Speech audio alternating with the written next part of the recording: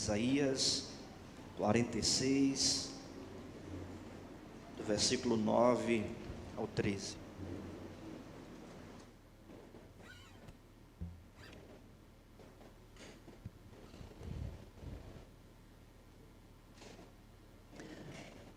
Assim diz a palavra do Senhor: lembrai-vos disto e tende ânimo, tomai-o a sério, ó prevaricadores. Lembrai-vos das coisas passadas, da antiguidade, que eu sou Deus e não há outro, eu sou Deus e não há outro semelhante a mim, que desde o princípio anuncio o que há de acontecer e desde a antiguidade as coisas que ainda não sucederam, que digo, o meu conselho permanecerá de pé, farei toda a minha vontade, que chamo a ave de rapina desde o oriente e de uma terra longínqua, o homem do meu conselho. Eu disse, eu também o cumprirei, tomei este propósito, também o executarei. Ouve-me vós, os que sois de obstinado coração, que estáis longe da justiça. Faço chegar a minha justiça e não está longe, a minha salvação não tardará, mas estabelecerei em Sião o livramento e em Israel a minha glória. Vamos orar? Pai querido, Pai amado, nós lemos a Tua palavra e nós te pedimos nesse momento, Deus, tem misericórdia de nós e fala conosco. Necessitamos ouvir a Tua voz. Fala com cada um de nós e que possamos, ó Deus, entender a Tua vontade, que a verdade do Senhor revelada seja conforto, consolo para o nosso coração, como também, Deus, direção para a nossa vida, a fim de praticarmos a Tua vontade. Nós te pedimos isso em nome de Jesus. Amém. Meus irmãos, em um mundo cheio de incertezas, em um mundo cheio de incertezas, de mudanças rápidas, adversidades, situações incertas, muitas vezes surge no nosso coração um sentimento de perder o controle. O sentimento de que nós não temos o controle das coisas. E de fato nós não temos o controle das coisas. No entanto, a palavra de Deus revela que Ele sim tem o controle de todas as coisas. Em um mundo incerto, em um mundo difícil, diante do pessimismo desse século, onde muitas vezes refletimos e não sabemos onde o mundo vai parar, o que será do nosso amanhã, nós podemos ler a palavra e encontrar consolo e conforto para o nosso coração, na certeza de que o nosso Deus tem o controle de todas as coisas. Nosso Deus tem o controle de todas as coisas. O profeta Isaías, ele está nesse texto justamente falando sobre o controle de Deus. O controle de Deus sobre o mundo inteiro. Não apenas sobre a história de Israel, mas sobre a história de todos os povos e de todas as nações. O profeta Isaías é o autor desse livro, conforme está descrito em Isaías capítulo 1, versículo 1. Ele era aristocrata de nascimento, cresceu em uma família muito importante em Jerusalém e era participante também da corte real em Jerusalém, em Israel.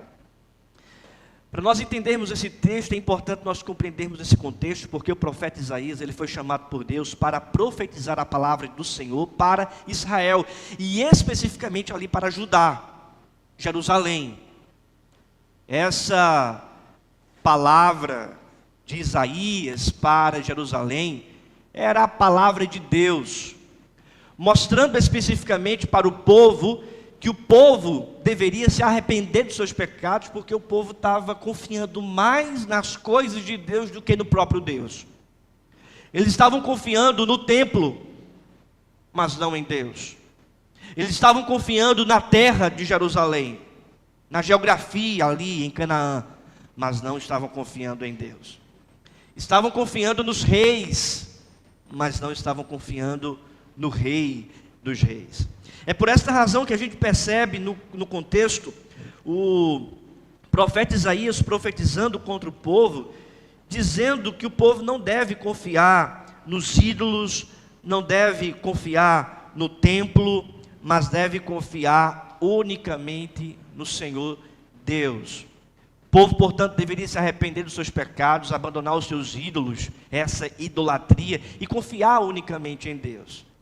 E a mensagem, portanto, de Isaías era uma mensagem de confronto. Essa mensagem de confronto revelava também, é onde eu quero chegar, a mensagem da grandeza de Deus, a mensagem do controle de Deus.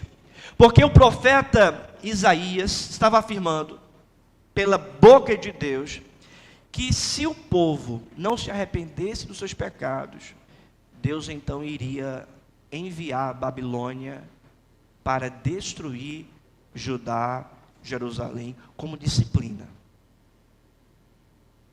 Mais que isso, que o povo então ficaria cativo na Babilônia durante 70 anos. E depois a Babilônia iria cair diante do Império Medo-Persa.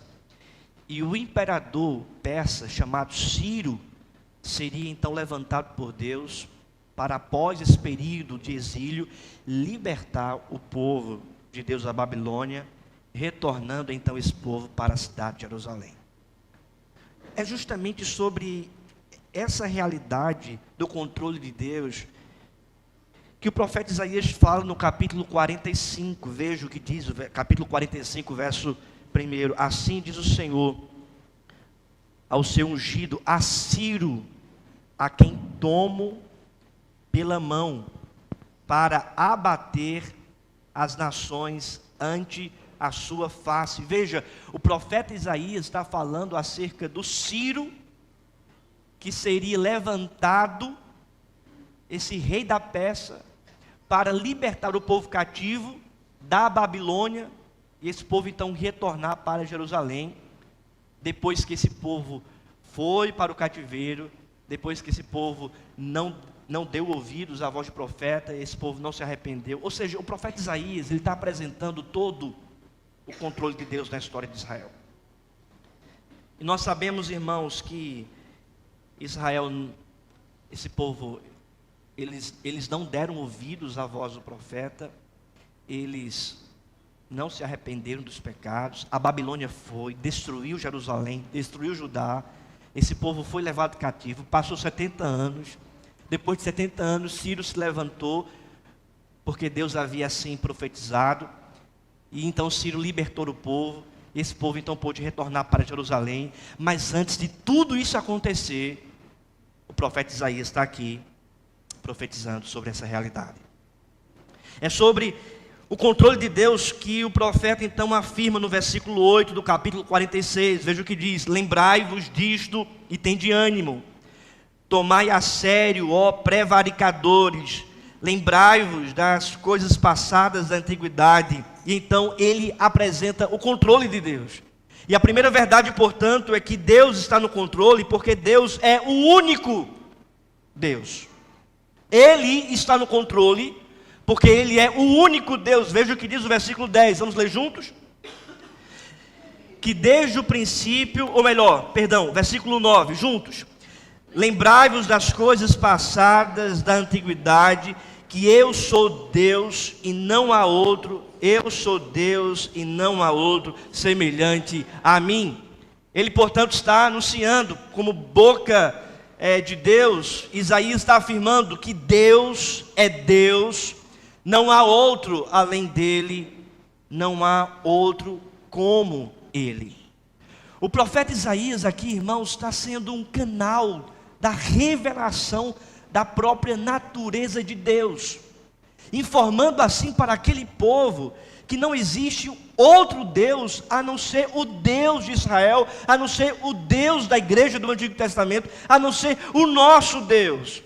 Essa palavra aqui no hebraico, Deus, revela a transcendência de Deus, a sublimidade de Deus, ou seja, aquele que está acima da criação, o Criador de todas as coisas, aquele que é incomparável, que não se compara com nada nesse mundo, aquele que é, ou seja, soberano, grande, grandioso. É uma expressão semelhante à expressão de Deus quando ele se revela para Moisés, lá em Êxodo capítulo 3, quando Moisés pergunta para o Senhor: o que é que eu vou falar para os filhos de Israel que estão no Egito? Qual é o teu nome? Em outras palavras, então Deus se apresenta para Moisés e diga que o grande eu sou te enviou para libertar o povo do Egito.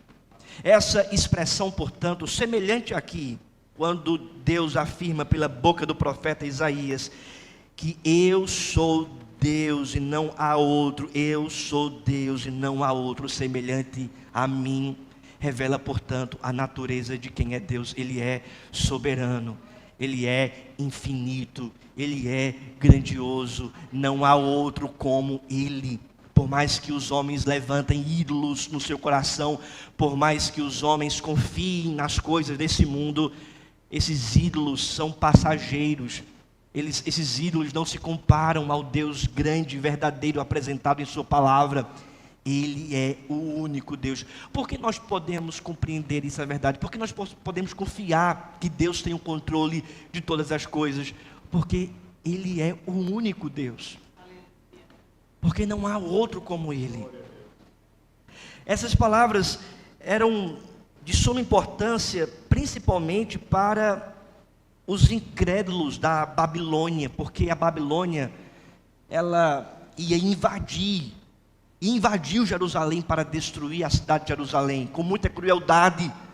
Nabucodonosor e seus exércitos foram cruéis na disciplina que Deus estava ali promovendo para o povo, mas a responsabilidade do pecado era de Nabucodonosor, dos exércitos da Babilônia, e eles foram cruéis. E então o profeta aqui está anunciando também a queda da Babilônia, dizendo: vocês serão culpados desse pecado, vocês também serão destruídos, porque não existe outro além de mim.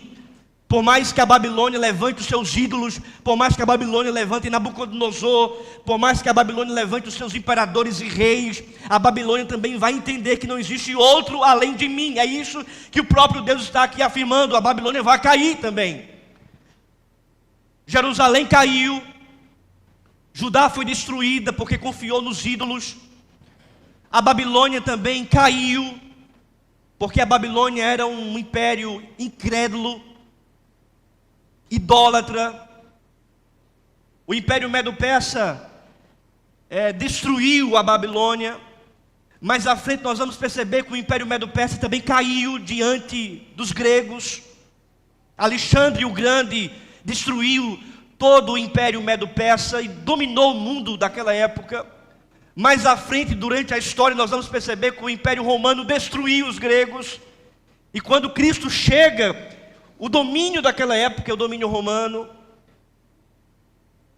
Entra rei, passa rei, vem reino, passa reino, mas o único Deus permanece. E é exatamente isso que Deus está afirmando aqui, Deus está aqui declarando por meio da boca do profeta Isaías: não há outro semelhante a mim, eu sou o único Deus soberano. É por isso que vocês devem confiar somente em mim. É isso que o Senhor Deus está aqui afirmando. Porque Deus tem o controle de todas as coisas. Porque somente Ele é Deus. Somente Ele é soberano. A palavra Deus revela essa soberania. Ele conduz toda a história pela palma de suas mãos. Ele tem o domínio sobre todas as potências, sobre todos os reinos deste mundo. Não há nada que possa competir com o seu reinado, com o seu poder, com o seu senhorio, porque somente Ele é Deus.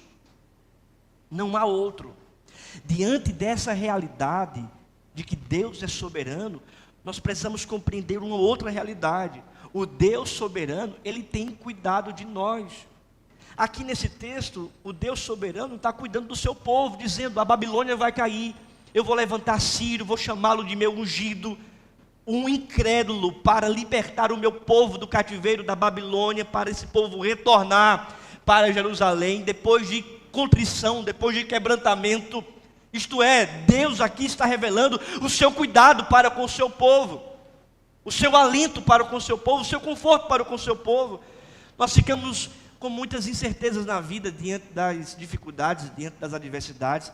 Muitas vezes não sabemos o que vai acontecer amanhã, não sabemos o que vai acontecer com o nosso país, com o mundo. O mundo vive um pessimismo de fato, mas nós podemos ter esperança em Deus, porque o nosso Deus que é soberano, o único Deus que não há outro, Ele tem cuidado de nós.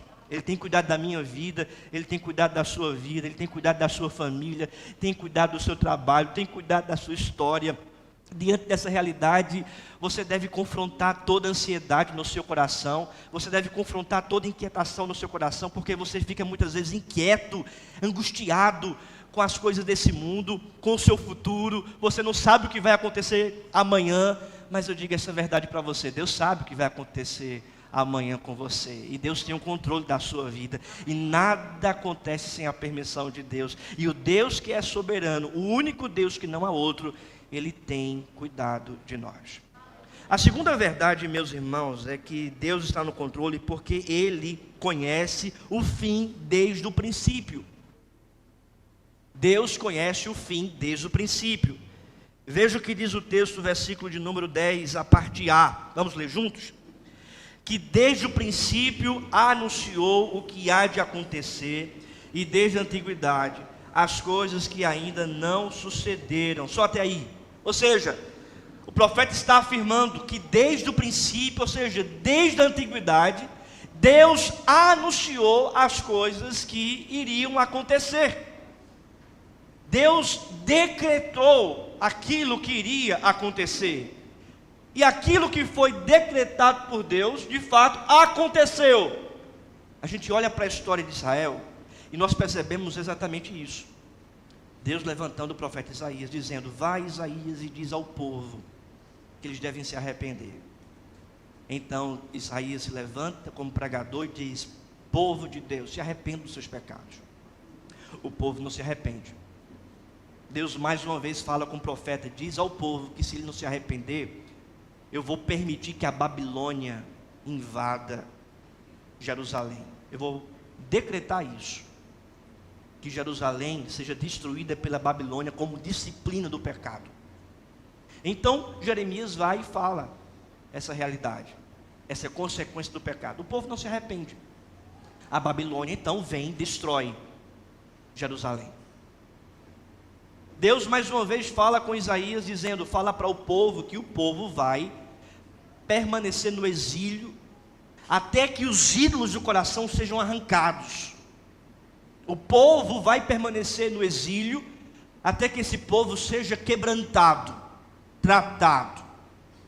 E então Isaías fala, e é exatamente isso que acontece. O povo é levado para o cativeiro na Babilônia, e esse povo então é tratado dos seus pecados na Babilônia. 70 anos depois, o Império Medo-Persa destrói a Babilônia. Depois o imperador chamado Ciro liberta o povo. Mas tudo isso aconteceu porque anteriormente o próprio Deus disse para o profeta Isaías: afirma também que depois de um tempo o meu ungido chamado Ciro vai libertar o meu povo da Babilônia. Esse imperador persa. E é exatamente isso que acontece. Ou seja, ele tem anunciado todas as coisas desde o princípio, e todas as coisas têm acontecido. Por que nós podemos confiar em Deus? Na certeza de que Ele tem o controle de todas as coisas. Porque Ele conhece o fim desde o princípio. E conhece o fim não porque alguém lhe contou. Ele conhece o fim porque Ele decretou. As crianças aqui, atente para mim, uma palavra muito importante. Deus, Ele tem o controle de tudo. Deus, Ele conhece tudo. Ele sabe o que vai acontecer amanhã e com o nosso futuro, porque Ele tem o controle da nossa história. Porque Ele tem o domínio da nossa história. É por isso que nenhum mal pode nos atingir sem a permissão de Deus, porque Deus tem cuidado de nós, e todas as coisas que vão acontecer está debaixo da vontade do Senhor. está debaixo da vontade de Deus. Perceba a expressão do profeta: desde o princípio anuncio o que há de acontecer, e desde a antiguidade as coisas que ainda não sucederam. A gente olha para esse mundo caótico. Ontem, assistindo algumas notícias pela internet, fiquei sabendo que teve um atentado nos Estados Unidos, em um comício. O Donald Trump, que está concorrendo à eleição dos Estados Unidos, ele teve um atentado, um terrorista atirando, e uma bala perfurou a parte superior da sua orelha. Não aconteceu nada com ele, ele está vivo, mas sangrou sangue no seu rosto, e houve esse atentado. Fiquei sabendo ontem. A gente olha para a situação do que está acontecendo ali na faixa de Gaza, em Israel, nação contra nação, uma situação caótica. A gente olha para a situação geopolítica do nosso tempo, e a coisa não é tão boa assim. Você vê a Rússia guerreando contra a Ucrânia, você vê algumas associações, a Coreia do Norte com aquelas ameaças de guerras nucleares. Você vê uma polarização, queira quer não, no meio da política, e não apenas nacional, mas de um modo global. Você percebe essa guerra ideológica e essas guerras também físicas que têm acontecido no mundo afora. E talvez isso pode gerar no seu coração dúvidas, incertezas e medo. No entanto, a palavra de Deus diz que Ele tem um controle, porque desde o início, desde o princípio, Ele tem anunciado todas as coisas. O mundo não perdeu o rumo do controle de Deus. Ele tem o controle de tudo, o domínio de tudo. Ele conduz todas as coisas. A terceira e última verdade, meus irmãos, é que Deus está no controle, porque o propósito dele subsiste.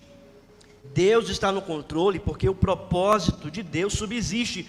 Veja a parte final do versículo 10. Ele diz ainda: que digo, o meu conselho permanecerá de pé, farei toda a minha vontade. Ou seja, a vontade de Deus permanece, o propósito de Deus subsiste. Nós, portanto, precisamos entender que as coisas que acontecem nesse mundo, até aquelas difíceis, de calamidades, essas coisas não pegam Deus de surpresa. Essas coisas não estão militando contra a vontade de Deus. Deus não perdeu a guerra, Deus não perdeu a batalha.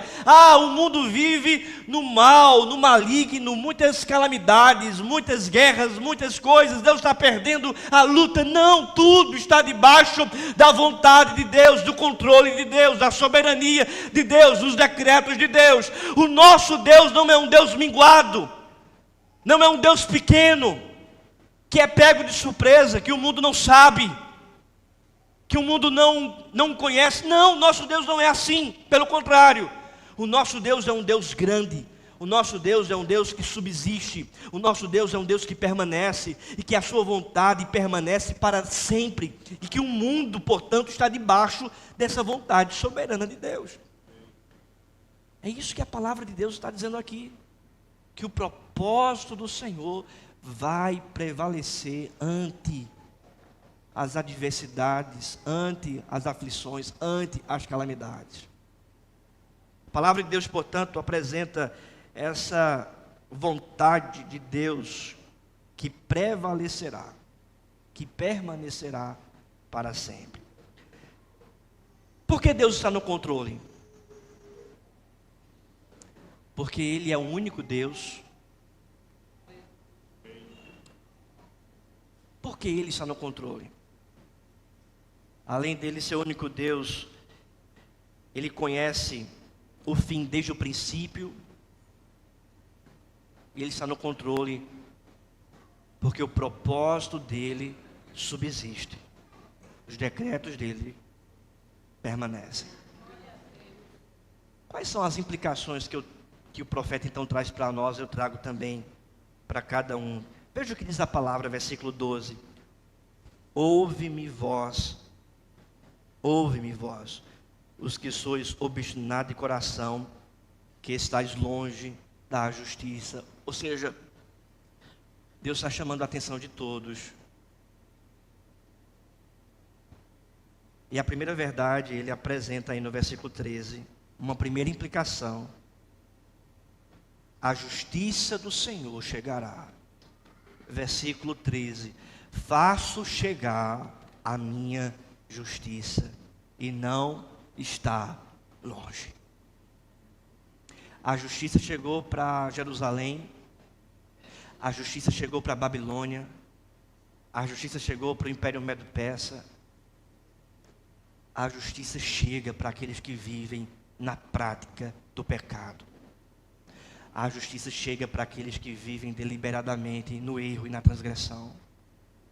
A justiça chegará e não está longe.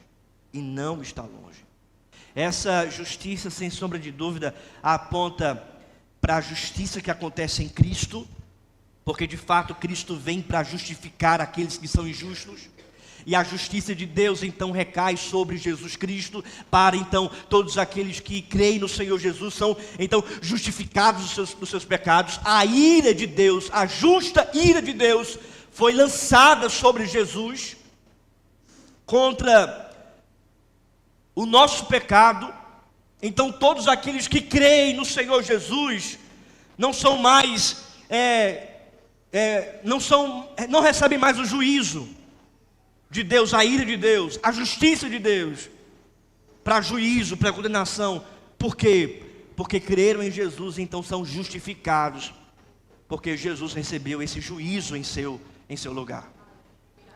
Essa justiça que acontece em Cristo, ela também aponta para uma justiça plena que virá na glória de Deus, na volta de Deus. Porque aqueles que não crerem no Senhor Jesus, aqueles que não se arrependem dos seus pecados, eles um dia darão conta dos seus pecados a Cristo. Porque o próprio apóstolo Paulo afirmou em 2 Timóteo capítulo 4, versículo 1, que Deus, Cristo, vai julgar vivos e mortos. Então haverá um dia em que a justiça plena do Senhor Jesus virá sobre este mundo. E esse dia chegará. A justiça do Senhor não tardará.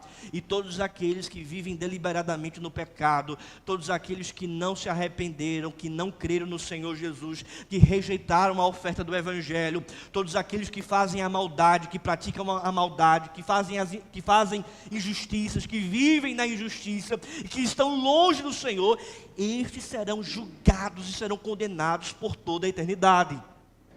É o que diz a palavra de Deus. A segunda implicação é que a salvação do Senhor também não tardará. A justiça do Senhor chegará. A segunda implicação é que a salvação do Senhor não tardará, porque perceba, versículo 13: faço chegar a minha justiça e não está longe, a minha salvação não tardará. Sem sombra de dúvida, essa salvação, ela se apoia na obra de Cristo, porque em Cristo, todos aqueles que creram são salvos dos seus pecados e recebem vida eterna. Mas essa salvação também aponta para uma salvação plena, que acontecerá no dia da volta do Senhor Jesus, onde Ele virá com justiça e com juízo para aqueles que estão longe, mas também Ele virá com salvação plena para aqueles que estão perto, para aqueles que se arrependeram dos seus pecados e creram no Senhor. Ele vai dizer para mim, para você e para todos aqueles que creram, que vivem em santidade, Ele vai dizer: vinde benditos do meu Pai, entrai no reino eterno. A salvação também chegará. E a terceira implicação é que a glória do Senhor estabelecida será. A glória do Senhor será estabelecida. Porque perceba o versículo 13 ainda: mas Estabelecerei em Sião o livramento e em Israel a minha glória.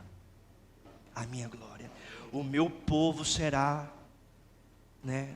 livre.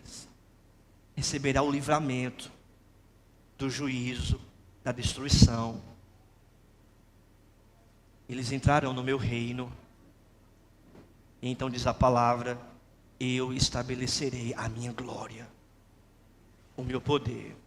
Não há outro além de mim, diz o Senhor Jesus. Aqueles que vivem na prática do pecado serão condenados e julgados. Receberão a ira de Deus.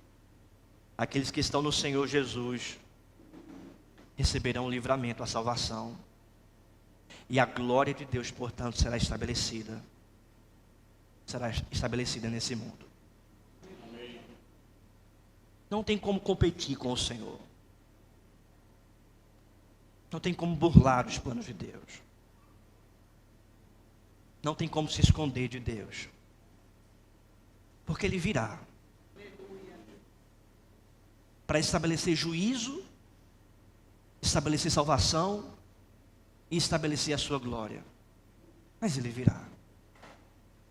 Portanto, meu querido irmão, se você está longe do Senhor e tem ouvido essa palavra, se está longe de Deus e tem escutado o Evangelho, se arrependa dos seus pecados, se volte para Cristo.